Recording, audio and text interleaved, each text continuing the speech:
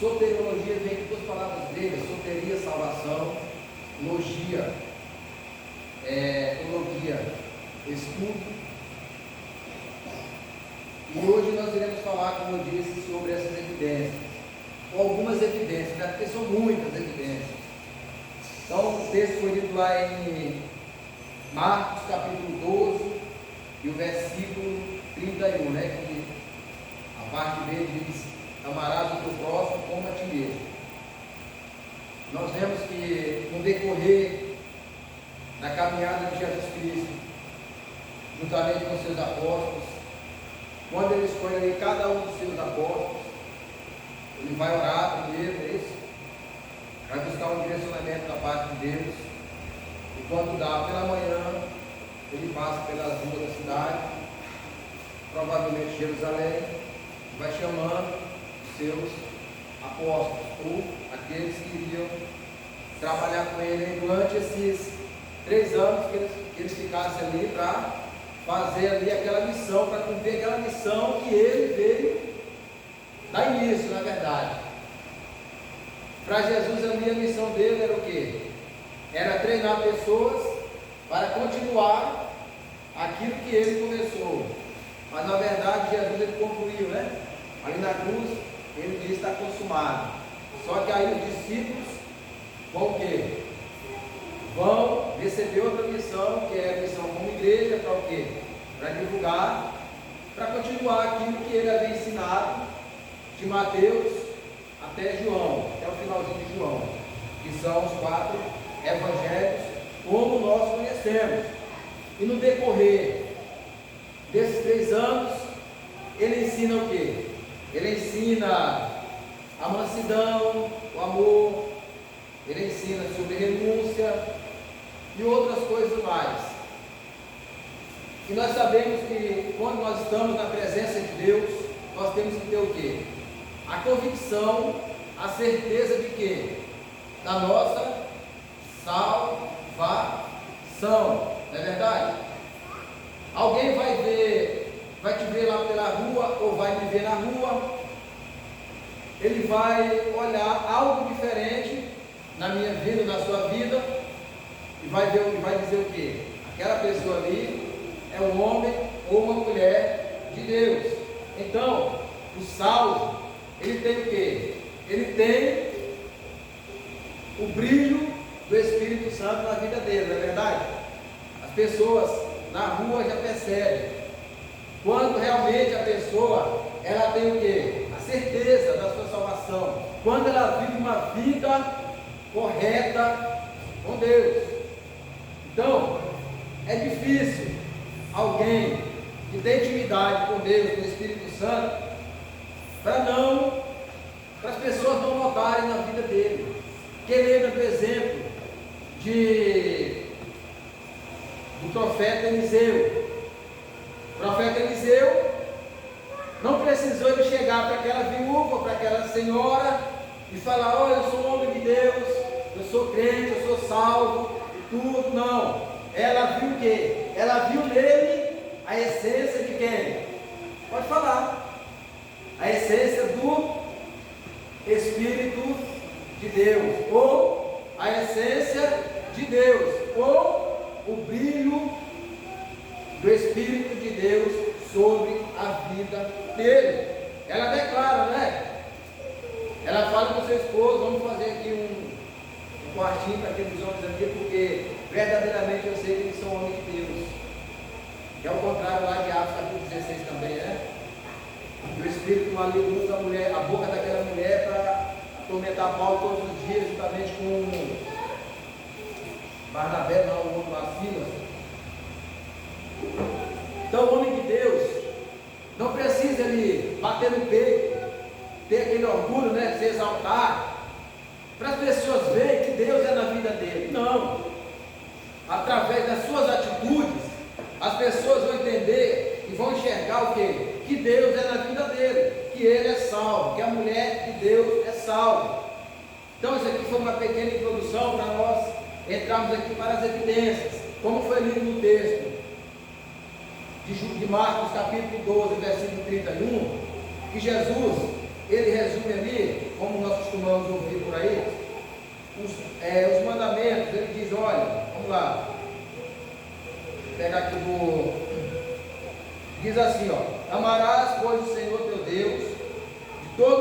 coração e de toda a tua alma, e de todo o teu entendimento, e com todas as tuas forças. Este é o primeiro mandamento. O segundo, semelhante a este, é: amarás o teu próximo como a ti mesmo. Não há outro mandamento maior do que estes. Então aqui dá a entender o quê? Que Jesus pega ali toda a bagagem do Antigo Testamento e resume o quê? Nesses dois mandamentos aqui. É difícil você ser salvo e não amar o seu próximo. É difícil nós sermos salvos e não ter essa evidência. Qual é essa evidência? Amor ao nosso próximo.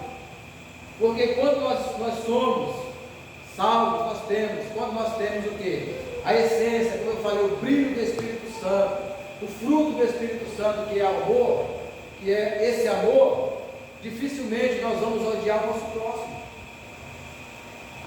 Então, nós temos o quê? Essa primeira evidência, que é o quê? O amor.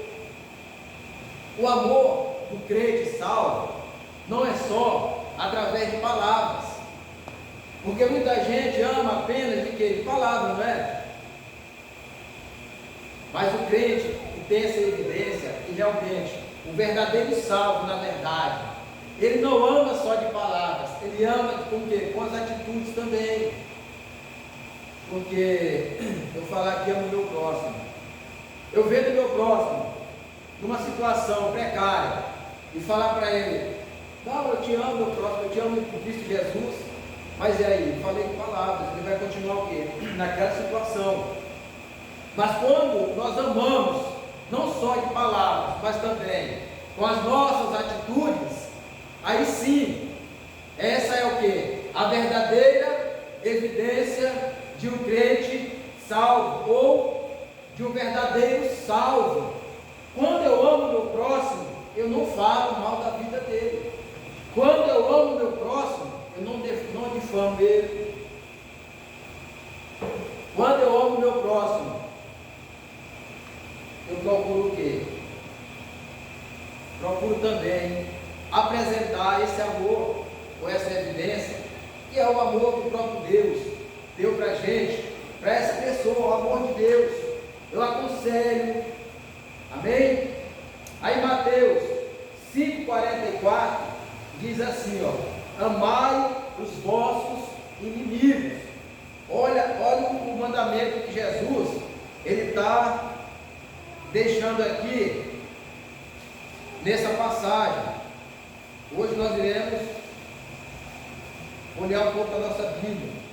Mateus 5,44 diz: eu vos digo, porém, amai os vossos inimigos. Ou seja, amem aqueles que vão te fazer mal. É difícil, né? Amar alguém que às vezes pelas costas fala mal da gente, que às vezes pelas costas como é que eu posso dizer, me fugiu a palavra da mente agora, difama a gente. É difícil amar essas pessoas, mas Jesus ele está dizendo que amai os vossos inimigos, amai, bendizei os que vos fazem mal. Então ele está dizendo aqui para nós o quê? Que através desse amor, dessa evidência, nós temos também que amar não só aquelas pessoas que nos amam, mas também aquelas que querem nos fazer o mal. Aí você me pergunta, mas como que eu vou expressar esse amor a essa pessoa? Apresentando ela em oração a Deus. Às vezes a pessoa vem para querer te esculhambar, para querer discutir com você, querer te rebaixar. Aí você vai com a sabedoria de Deus, mansidão, com aquela mansidão, com aquele amor, com aquela calma. Conversa com a pessoa, calmamente, porque aí ela vai ver o quê? Ela vai ver que você realmente tem a evidência de um verdadeiro salvo, que é o quê? Que é esse amor. Quando eu falo aqui inimigos, eu não estou falando, aqui não está se referindo como Atos, aliás, lá como Efésios capítulo 6, do versículo 10 em diante, que são inimigos espirituais, não. Aqui está falando o quê? Pessoas que vão o quê? Que vão usar de maldade para querer o quê? Para querer nos prejudicar.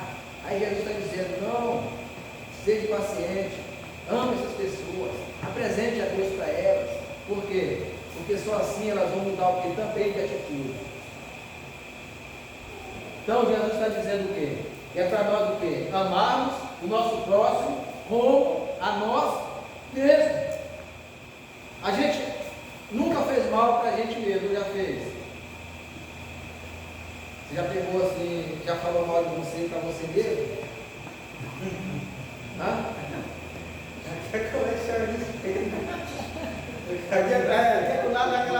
Mas aí você vai lá e se perdoa, não é? Entendeu? A mesma coisa. A mesma coisa acontece quando nós temos essa evidência que é o amor. Entendeu? Porque às vezes também a gente se pega, poxa, eu fiz isso, né? A gente, mas assim, mas Jesus está dizendo que é o quê? Que é para nós amarmos o nosso próximo como a nós mesmos. Porque aqui eles pensavam que o próximo nosso era só pessoas da nossa família. Por exemplo, a minha filha, meu filho, minha esposa, meus pais, os irmãos de sangue. É fácil amar, por quê? Porque eles não me fazem mal. É fácil amar porque eles me amam. Aí é fácil. Aí Jesus está dizendo, não, eu não estou falando só disso. Amor ao próximo não quer dizer você amar só aqueles que estão dentro da sua casa, seu filho, sua esposa, seus pais. Não, amar o próximo é qualquer um, independente se eles são parentes, se eles são familiares ou não. É amar o próximo, é o próximo. Amém? Amém. Então a primeira evidência que o verdadeiro salvo é o amor ao próximo. Aí lá em João 4, 1 João 4,20, diz assim: aquele que diz que ama a Deus e odeia o seu irmão é mentiroso. Porque o que mais nós vemos hoje no meio evangélico são esse tipo de atitudes. Pessoas que dizem que amam a Deus, quando está orando, né? Papai querido, paizinho, eu te amo. Mas o coração está rancoroso com o irmão que está do lado. O coração está rancoroso às vezes dentro de casa. O coração está rancoroso muitas vezes com o colega de trabalho. Está odiando aquele colega. Aí é onde João vem dizendo, aquele que diz que ama a Deus, que ama a Deus e odeia o seu irmão, esse é mentiroso. Por quê? Aí ele diz mais, se essa pessoa não consegue amar o seu irmão que está do seu lado ali, o seu próximo, como que ele vai amar a Deus que ele não vê? Entendeu? Então João está dizendo isso na sua carta. Então essa é a evidência para nós amarmos quem? Aqueles que nos perseguem. Amor maior ao próximo, quem apresentou, quem foi lá naquela cruz? Foi Jesus. A gente não merecia nada. Tudo que nós fazemos é o quê? É contrário, quando nós estamos no mundão, né? A vontade de Deus. Mas ainda assim, que Ele nos amou primeiro, para deixar o exemplo. Outra coisa, orar pelos que nos perseguem. Nós temos o quê? Que orar por essas pessoas, como eu falei no começo. Nós temos que orar pela vida delas. Às vezes, naquela rodinha ali, falando mal, muitas vezes falam mal da gente, não é? Aquelas coisas. Mas aí nós temos que o quê? Apresentar elas a Deus em oração. Pedir, Pai, transforma a vida do fulano, transforma a vida do ciclano, Senhor. Aquela pessoa está cega, aquela pessoa muitas vezes está sendo usada pelo adversário. Pai, transforma a vida dela, Senhor. Aí aqui está dizendo, ó. Fazei bem aos que vos odeiam, orai pelos que vos maltratam e perseguem. Essa é o que? É uma evidência de um verdadeiro salvo. É o que? Orar por aqueles que o perseguem, orar por aquelas pessoas que odeiam a gente.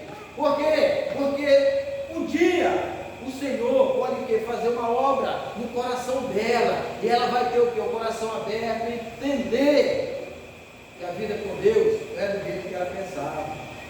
para muitas pessoas a gente é chato, o crente é enjoado, não é? O crente é chato, o crente é enjoado, enche o saco. Por que eles falam isso? É porque nós vamos apresentar o Evangelho a eles. Aí eles não querem largar suas obras. Aí eles começam o quê? A odiar a gente, muitas vezes perseguir. Aí Jesus está dizendo, mesmo assim, orem por eles.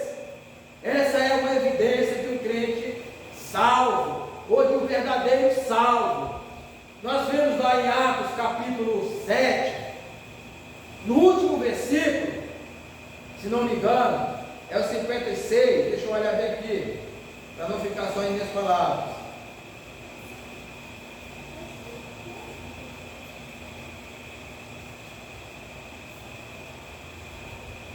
O 60. Olha, uma atitude de um verdadeiro salvo aí, ó. Todos vocês conhecem essa história. É o apedrejamento de Estevão, certo? Estevão, ele faz o quê? Ele dá uma aula de Bíblia ali para aqueles, os escribas e fariseus. Eles conheciam, sim, conheciam. Só que Estevão tinha algo diferente nele, que era o que? O brilho do Espírito Santo, a sabedoria do Espírito de Deus. Tinha ali Estevão a manifestação do próprio Deus na vida dele.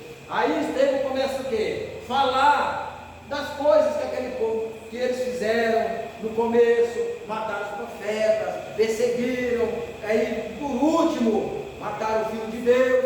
Aí Estevão começa ali, falar para eles, e aquele povo fica indignados. Aí, para resumir, no versículo 60, ou melhor dizendo, né? Eles levam Estevão para fora da cidade, e lá eles apedrejam Estevão até a morte. Mas antes de morrer, Estevão, ele fala uma palavrinha que faz toda a diferença na vida de um verdadeiro salvo. Ou melhor dizendo, ele faz uma oração. Olha, no versículo 60 diz assim, ó. Ou melhor dizendo, vamos começar no 59. E apedrejaram a Estevão, que a invocação dizia: Senhor Jesus, recebe o meu espírito. E pondo-se de joelhos, clamou com grande voz: Senhor, não lhes imputes este pecado.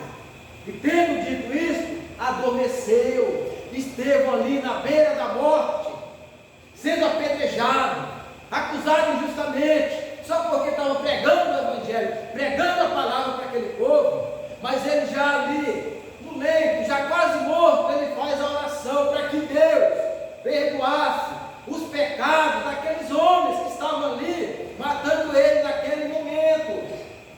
Mas é difícil para mim e para você, querido, fazer o bem para aqueles que só querem nos fazer o mal, para aqueles que só querem maldizer, para aqueles que querem nos difamar. É difícil demais nós fazermos isso, por causa da nossa natureza.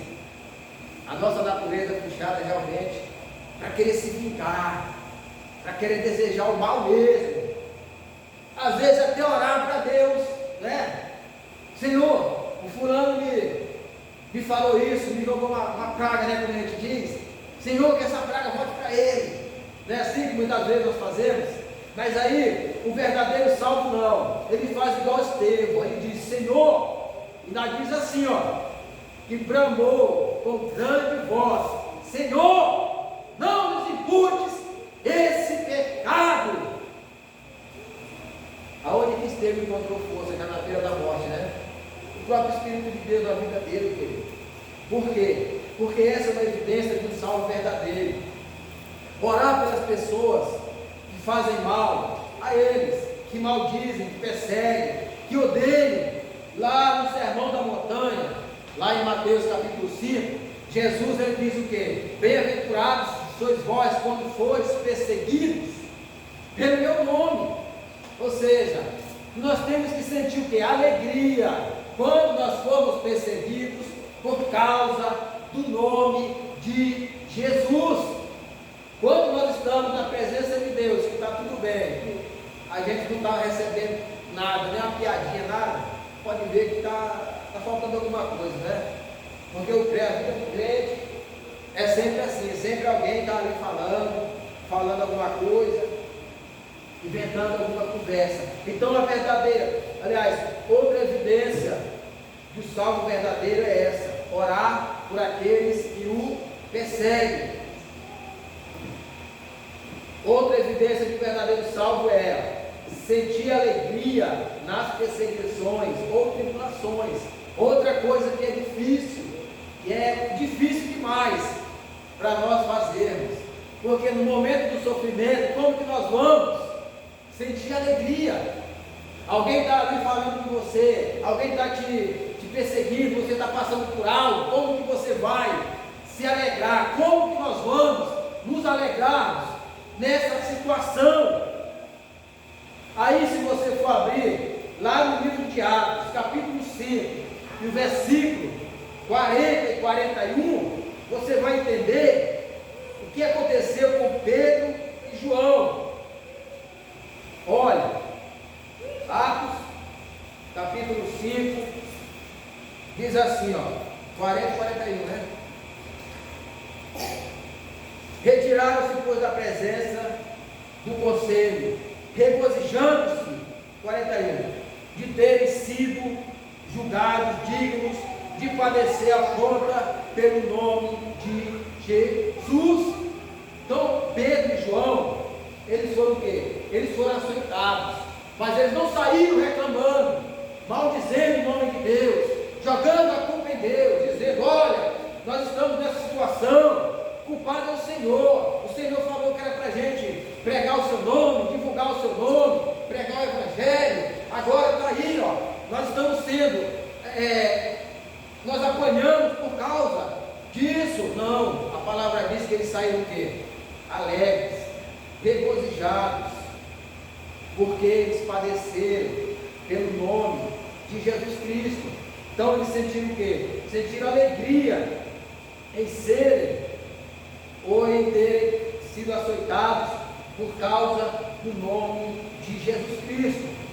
Olha, aí aqui no versículo Romanos, capítulo 12, e versículo 12 diz assim, vos alegreis na esperança, sede paciente nas tribulações, perseverai nas vossas ou nas orações. Ou seja, aqueles homens, eles estavam sendo perseguidos ali na cidade de Jerusalém, pelo Sinédrio, tanto pelo Sinédrio, quanto por aqueles que eram contra aquilo que eles pregavam.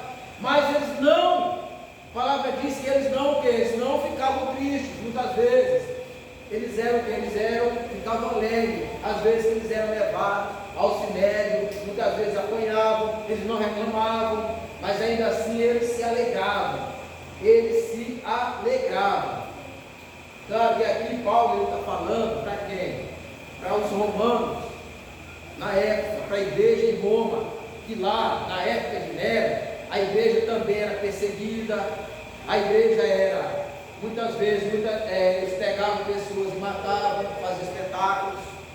Na época de Nero era dessa forma, colocavam as pessoas aí nas ruas para servir de tocha humana, matavam assim sem ver para quê, só porque achavam bonito. Aí Paulo diz o quê? Para que eles se alegrassem, alegrados na esperança, ou seja, não desistam, continuem, porque há esperança para vocês. Porque o que Deus tem para mim e para você é maior do que o que você está passando agora. A promessa de Deus, ela vai se cumprir. Paulo está dizendo: sede pacientes nas tribulações, perseverai na oração. Amém?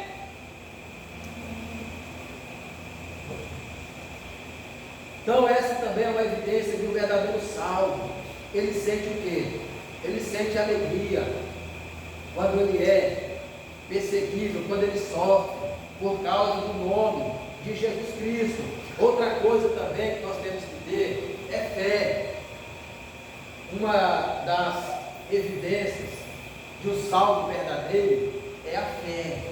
Porque assim, irmãos, se nós dissermos que somos salvos, aí hoje nós amanhecemos com fé, de manhã cedo, a gente amanheceu cheio de fé, Mas quando está de carne, qualquer ventinho que vem, já tira a nossa fé. Aí que fé é essa, né?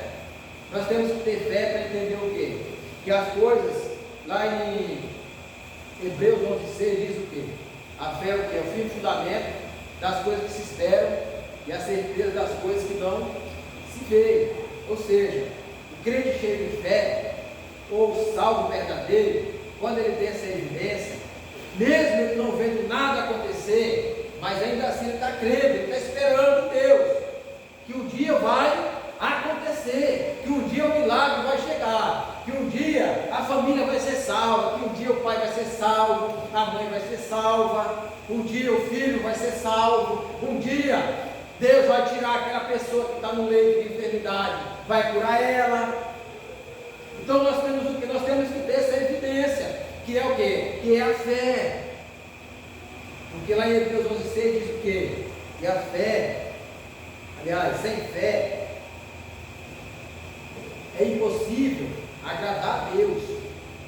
Porque para nos aproximarmos de Deus é o que é necessário o quê? Que tenhamos fé. E entendamos que Ele é o quê? Galardoador daqueles que o buscam. Ou seja, que tenhamos fé, que creia que Ele exista, e que Ele é galardoador daqueles que o buscam ou se aproximam dEle. Então, essa é a evidência de um verdadeiro salvo. Se nós formos ver na Bíblia, nós fomos aqui, os heróis da fé, no capítulo 11, nós iremos ver lá, Abraão venceu pela fé, Moisés, vários outros, Daniel, muita gente passou pelas provas, por quê? Porque eram cheios de fé, porque criam no Deus que eles estavam o quê? Servindo. Abraão foi sem direção, apenas escutou a voz de Deus e foi. Isso foi o que ele lhe imputado por fé. Tiago fala sobre isso lá na sua carta. Então, meus amigos, meus irmãos, nós temos o quê? Nós temos que ter essa evidência. O verdadeiro salvo, ele tem que ter o quê? Ele tem que ter uma fé verdadeira, uma fé firme. Não é aquela fé que qualquer coisinha já está abalando, não. Ele tem que ter essa fé. Aquele homem que tinha aquele rapaz que era o quê? Que era possuído por espíritos imundos. Jesus, para resumir, Jesus disse para ele, se ele tinha fé, se ele cria, aí ele falou, Senhor, me ajuda na minha pequena fé. E ele diz, tudo é possível aquele que crê. Nada é impossível, não é verdade? Ele declara para aquele homem, ou seja, nós temos que ter essa fé convicta, verdadeira no Cristo que nós servimos. Se você hoje está nessa situação, desse homem também, está um crente assim, você se sente até salvo, mas às vezes você está preocupado, rapaz, minha fé está pouquinha, meu Deus, será que eu vou conseguir passar naquele curso? Será que eu vou conseguir passar naquela prova? Será se aquele meu ente querido, que eu tanto oro pela vida dele, será que o Senhor vai salvar? Meu Deus, se você está nessa situação, faça igual os discípulos disseram para Jesus, Senhor, acrescenta-nos fé. Nós podemos até ser salvos, mas muitas vezes a gente fica com essa dúvida, será se é minha fé? Será se eu tenho fé? Mas aí Jesus, ele sempre tem o quê? Na sua palavra, ele sempre tem escape para mim e para você. Faça como os discípulos, amém? Louvado seja Deus. Outra evidência, o crente salvo, o verdadeiro salvo, é difícil ele não ser um homem ou uma mulher de oração. Nós vemos isso nas Escrituras Sagradas. Os apóstolos eram homens de oração, os profetas eram homens de oração, alguns juízes eram também homens e mulheres de oração. Nós vemos lá em 1 Tessalonicenses 5,17, Paulo diz o que? Orai sem cessar. Então, o verdadeiro salvo, ele tem que orar constantemente. Ele não pode viver uma vida sem orar, porque quando eu não oro, eu fico vulnerável para qualquer vento que vier me entristecer, porque quando eu estou orando, eu estou sendo revestido do poder de Deus. Essa é uma evidência que nós não podemos deixar de fazer ou de praticar. As pessoas também têm que ver na nossa vida que eu e você, nós somos homens e mulheres de oração, homens que oram, mulheres que oram. Só assim eles vão entender realmente ali o fulano, ele é homem de Deus, é uma mulher de oração. Lá na carta aos Efésios, capítulo 3, no versículo 14, Paulo diz assim: por essa causa eu me ponho de joelho perante ao Senhor Jesus Cristo. Ou seja, Paulo, ele era homem de oração. Paulo orava não só pela vida dele, mas ele orava também pelos seus irmãos, orava pelas igrejas que ele passou visitando, que ele fundou. Paulo era o que? Homem de oração. Paulo, ele nunca vai falar algo também que ele já não tenha feito, porque ele não praticava. Quando Paulo diz orar sem cessar, é porque realmente ele fazia, ele praticava, ele orava, ele era homem de quê? De oração. Daniel era homem de oração. Há quem diga que ele orava 3 vezes ao dia, ou melhor dizendo, na palavra diz. Mas isso ali era obrigação de todo judeu, orar nas vigílias. E eu e você, será que nós estamos fazendo mesmo isso? Será que nós estamos, pelo menos, orando uma vez ao dia? Você que está nos assistindo aí, será que nós estamos orando pelo menos uma vez ao dia? Aí responde para mim, eu respondo para mim, você responde para você, amém? Então, a última evidência é essa, meus irmãos, que nós temos que ser o quê? Homens e mulheres de oração. Essa é a evidência do verdadeiro salvo, amém? Fica de pé em nome de Jesus Cristo, para nós entrarmos para a conclusão, em nome de Jesus, amém? Glória a Deus, louvado seja Deus. Então, meus amados, aqui são algumas evidências do verdadeiro salvo. São algumas evidências do verdadeiro salvo, amém? Sem falar que o verdadeiro salvo, ele tem os frutos do Espírito de Deus na vida dele.